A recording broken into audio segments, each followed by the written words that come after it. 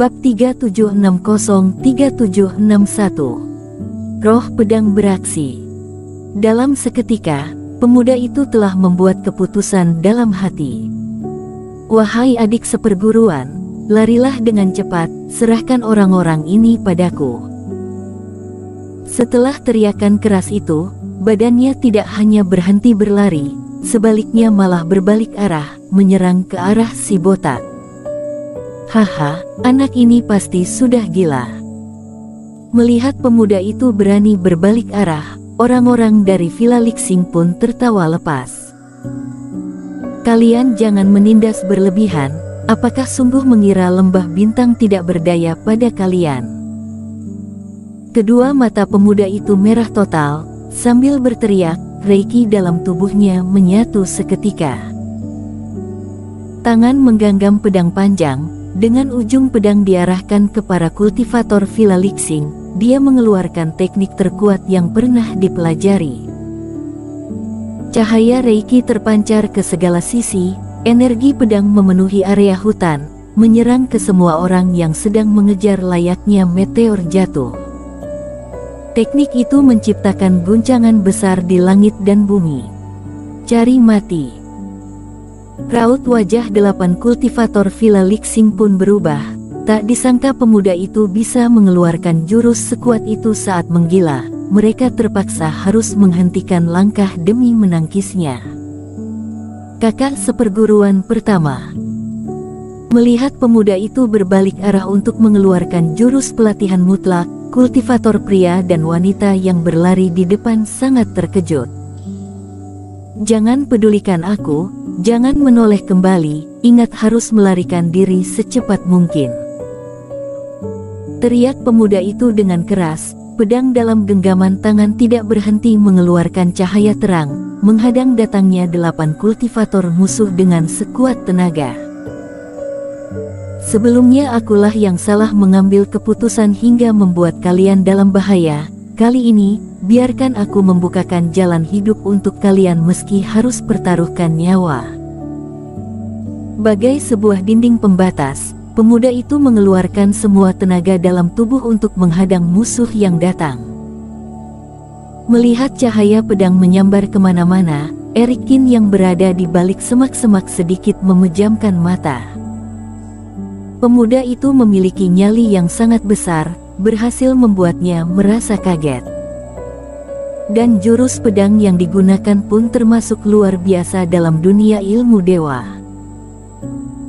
Hanya saja yang dilakukan pemuda itu terlalu polos, dia menyerang tanpa menyiapkan pertahanan, meski memiliki tekad yang bulat, namun cara yang dilakukan terkesan sangat memaksakan kehendak. Dan benar saja. Anak sial, kamu kira sungguh bisa menghadang kami? Memangnya hanya kalian lembah bintang yang menguasai pelatihan mutlak, dan kami Villa Lixing tidak bisa. Setelah menangkis serangan energi pedang pertama yang datang, pria kekar berkepala botak dari Villa Lixing pun berdiri kokoh dengan cepat. Kedua matanya berekspresi kejam, bergumam dingin, sebuah cahaya berwarna hitam mendadak terpancar dari dalam tubuh. Setelah itu, pria kekar menjulurkan pedang panjang energi hitam, langit dan bumi menjadi gelap seketika. Di tengah raungan setan, pedang hitam itu mengeluarkan energi hitam yang langsung menyerang cahaya pedang milik pemuda di depan. Erikin yang sedang menimbang-nimbang untuk turun tangan tiba-tiba merasa tanda pedang iblis di lengannya sedikit bergerak. Ada apa ini? Kata Erikin sambil mengangkat alis. Ini adalah kedua kalinya benda itu bergerak. Pertama kali mungkin karena melihat dirinya menghancurkan barang dewa dalam jumlah besar, hingga terdengar sebuah raungan. Lalu apa penyebabnya kali ini? Saat tercengang, energi hitam yang dikeluarkan pria kekar itu sudah berhasil menghancurkan semua cahaya pedang yang menyerang. Setelah itu, diiringi perubahan kecil pada raut wajah pemuda, pria kekar kembali melepaskan tebasan pedang yang sangat mematikan. Hehe, Aku sudah memberi kalian kesempatan tetapi kalian tidak menggunakannya dengan baik. Jika begitu mati saja. Siu. Sebuah cahaya hitam berhawa jahat menyerang pemuda di depan dengan diiringi suara teriakan hantu jahat. Gawat. Melihat cahaya semakin mendekat, kedua mata pemuda dipenuhi kepasrahan hidup. Dirinya memang terlalu polos, sungguh telah menilai rendah kemampuan lawan, sekalipun dirinya mengerahkan seluruh energi tanpa memikirkan nyawa, tetap saja tidak bisa bertahan dalam waktu lama. Dan di saat darurat seperti itu, seluruh reiki dalam tubuh telah disalurkan ke jurus pedang yang digunakan, bahkan tidak lagi memiliki waktu untuk menghancurkan cincin di tangannya. Kakak seperguruan.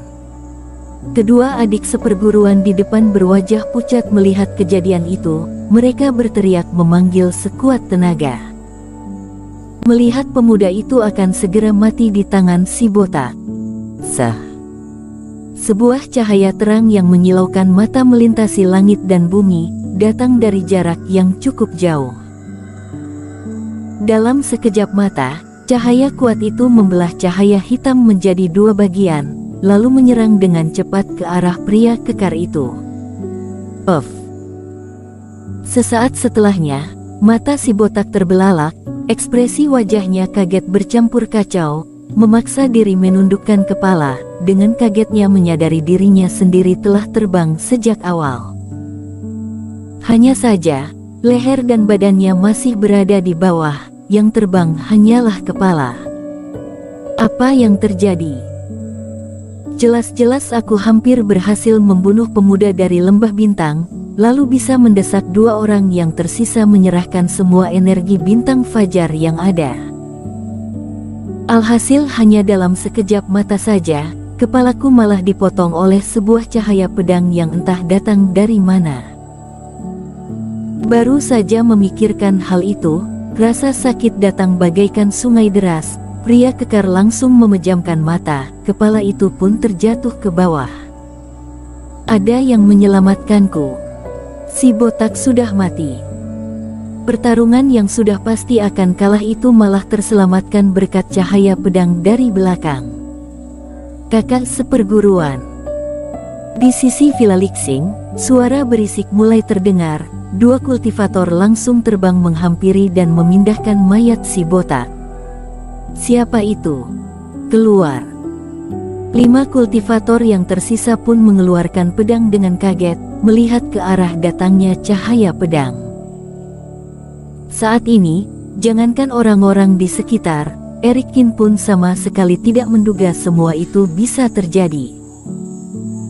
Karena cahaya pedang itu bukan dikeluarkan olehnya, melainkan roh pedang iblis yang ada di lengannya, menciptakan serangan mematikan pada si botak. Meski Erik berencana menyelamatkan orang-orang dari lembah bintang, berharap bisa menggali informasi dari mereka, namun tetap saja tidak akan mengeluarkan jurus sebesar itu. Tetapi sebelum dirinya turun tangan, roh pedang itu malah mewakili dia menyelesaikan semua masalah. Para musuh mengeluarkan kerohanian untuk memeriksa situasi sekitar. Erikin pun tahu dirinya sudah ketahuan.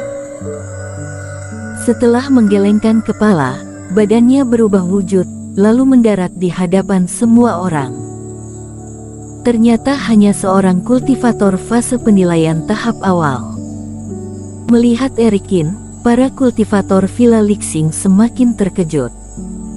Kakak seperguruan pertama mereka telah dibunuh, dan ternyata pembunuhnya adalah seorang yang lebih lemah dibandingkan mereka. Saat masih dalam keadaan kaget, tiba-tiba saja terdengar suara berisik di hutan sekitar. Adik seperguruan Song dari lembah bintang ada di sini. Kami perwakilan dari Liga Bantuan. Teriak salah satu orang dalam kelompok itu. Wahai para teman seiman, kami ada di sini. Orang-orang dari Villa Lixing juga di sini. Mendengar suara dari jauh, pemuda itu bagai mendapatkan harapan baru. Kedua mata berbinar, spontan menjawab dengan suara lantang. Dengan sangat cepat, terlihat seorang kultivator dari dalam hutan. Kultivasi iblis dari Villa Lixing, berani-beraninya kalian turun tangan pada anggota Liga Bantuan, sungguh cari masalah. Itu adalah seorang pemuda berbaju putih dengan rambut panjang diikat, memiliki kultivasi fase penilaian 1 penurunan, serta energi yang sangat kuat dalam dirinya. Tiba di dalam area itu, tatapan mata pemuda melintasi 3 kultivator lembah bintang terlebih dahulu, baru melihat Erikin, serta pria kekar berkepala botak yang baru saja mati, seketika merasa kaget.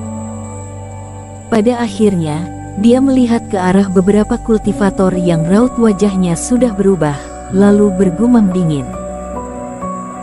Pemimpin Su, semua hanya salah paham, kami tidak tahu lembah bintang sudah tergabung dengan Liga Bantuan, jika tidak, kami sungguh tidak berani cari masalah.